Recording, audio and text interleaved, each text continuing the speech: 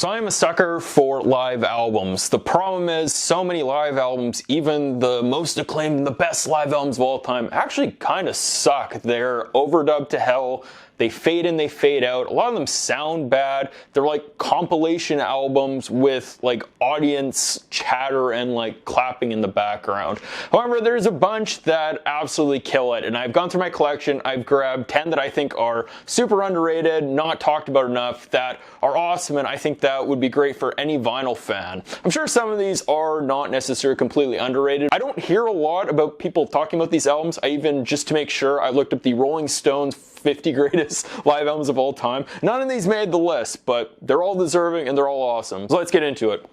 The first album I'm going to go with is Kate Bush on Stage. So for many years, this was the only remnant that really existed commercially of Kate Bush live, from the only concert tour that she had done until the 2010s. In America, we got it as a 12-inch record. It's unbelievable, sounds incredible, audiophile level, amazing performances. Some of the songs that, you know, are okay on the albums just sound killer on here. The issue, it's 4 songs. It's unreal, and it's a complete shame that we didn't get this as a full album. I think that if this is a full album, this would be widely regarded as one of the best live albums ever, but it's a shame. You can watch the entire live set on YouTube. I highly recommend it, but if you see this, pick it up. It's short, but it is amazing. Next, I'm going to go with one that might be a bit controversial, but I'm going to go with Pink Floyd's Ummagumma. Considering that Pink Floyd is one of the biggest bands ever, this album is not talked about nearly enough, and this is a very easy album to get.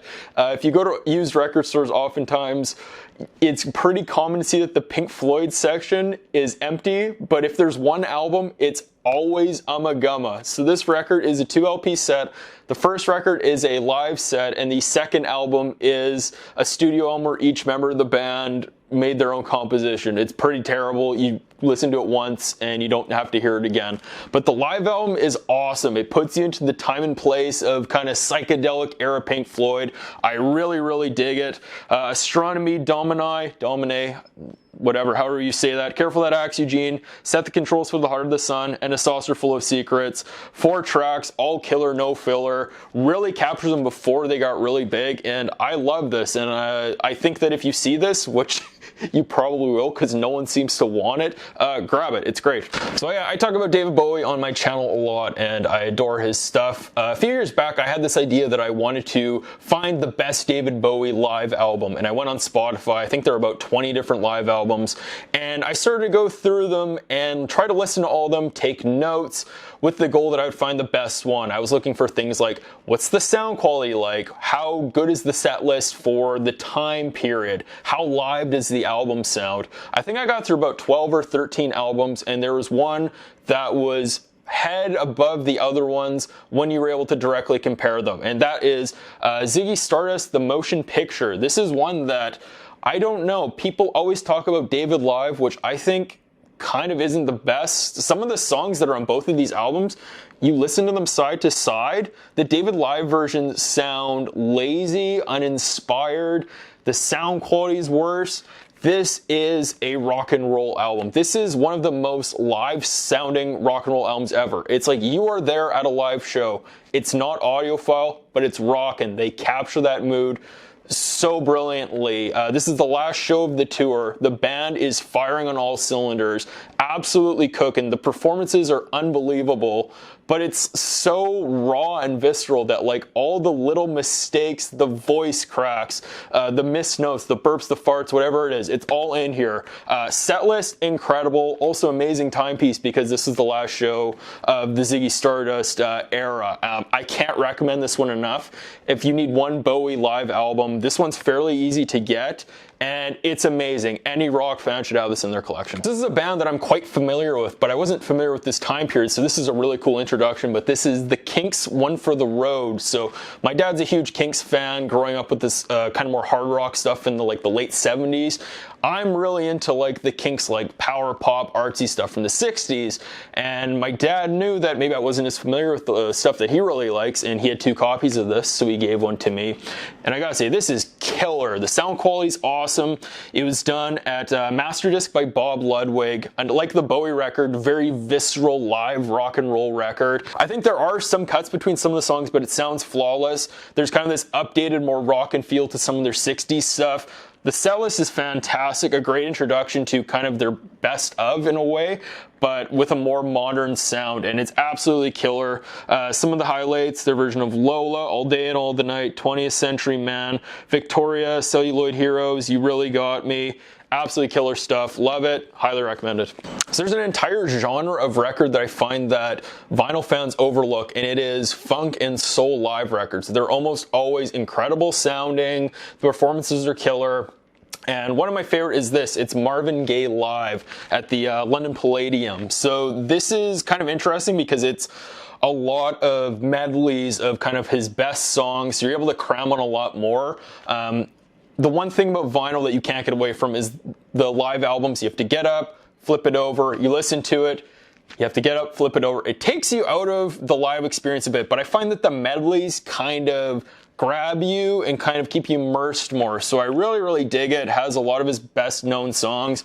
If you don't have any Marvin Gaye records, this is a good one to get kind of sort of the best of. Here, tracks like Let's Get It On, Ain't No Mountain High Enough, What's Going On. Yeah, so many of his best songs. The performance is great. This is like a terrible sounding Canadian pressing, and it's still amazing to just hear how powerful Marvin's voice was. Love this record, and also something that's very cool about it is the live album is 3 sides. The 4th side is the song Gotta Give It Up, one of my all-time favorite tracks. Takes up the entire side of the record. They gave it that much attention. Sounds killer. Love it. This is a great album. Another soul album that I see all the time for under $10 that I cannot recommend enough, Isaac Hayes live at the Sahara Tahoe. So many of his records are so widely available and so cheap, and this is one that I do not think you should overlook. Killer set list. Performances unreal, sound quality fantastic.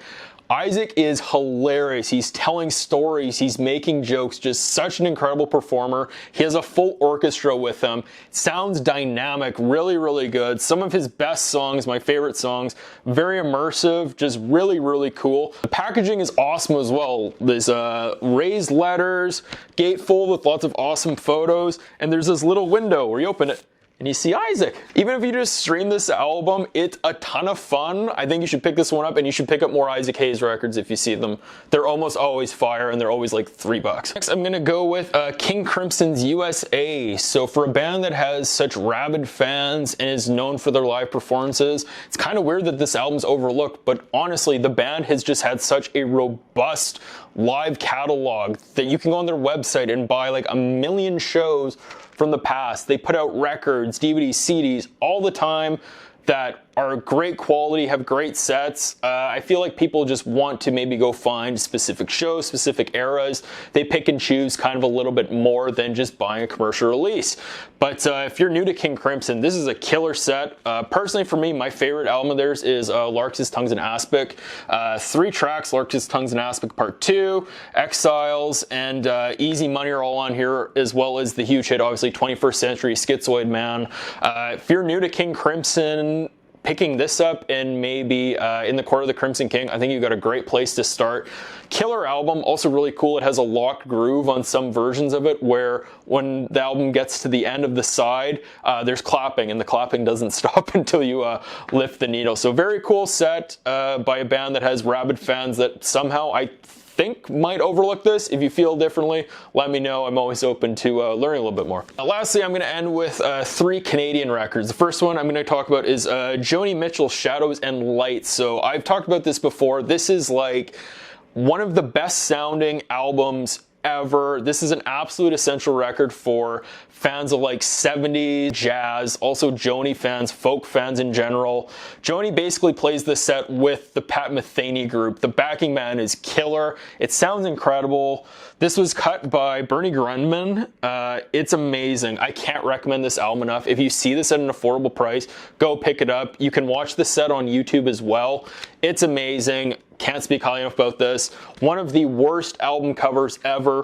What the heck were they thinking? Putting Joni's face into the symbol. I don't know what they're thinking, but if that made the album easier to find and lowered the price. Thank you for it. Another band I've talked about quite a bit on my channel, but it's Max Webster with Live Magnetic Air. Quirky Canadian progressive rock band. They were known as Rush's sort of little brother band.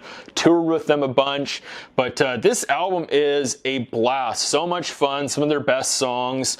Performances are really, really tight. It's a great sounding record too, and in Canada especially, this is only a few dollars. It's online. I think you have to look for it a little bit. On Spotify, it's available as part of their box set, but you can find the songs and it's awesome. If you're looking for an introduction to the band, I think this is more consistent than a lot of their studio stuff, but great sounding, great set.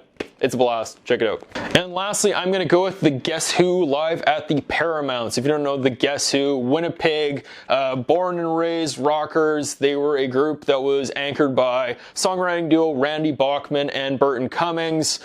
They produced a ton of incredible songs, a handful of awesome albums at the end of the 60s and the early 70s. Produced songs like American Woman, These Eyes, Laughin'. So many great tracks and kind of underrated now, really, when you think about it. But Bachman leaves the group in the early 70s to start a band called Brave Belt, and later Bachman Turner Overdrive, who had songs like Taking Care of Business. But Burton Cummings leads the band for a few years, puts out some albums that are pretty good. I don't think live up to stuff before, but the best thing that they did was this live album, in my opinion. Great mix of old and new, a lot of the best songs from kind of his era. There's like extended versions of like American Woman, New Mother Nature, and the highlight to me is Running Back to Saskatoon. One of the coolest songs, just a love letter to like Western Canada. Being from Western Canada, I dig this so much. Such an awesome record, and again, one of those records that's really cheap, especially in Western Canada where the Guess Who are still really revered and their albums are a little hard to find on the used market. This one still pops up quite often, so if you find it, grab it. It's great. You'll have fun. So that is my list. Those are 10 live albums that I think are underrated. Doesn't respond to anyone's collection. They're all fun. They all sound great. Check them out. Thanks for watching. Have a great day.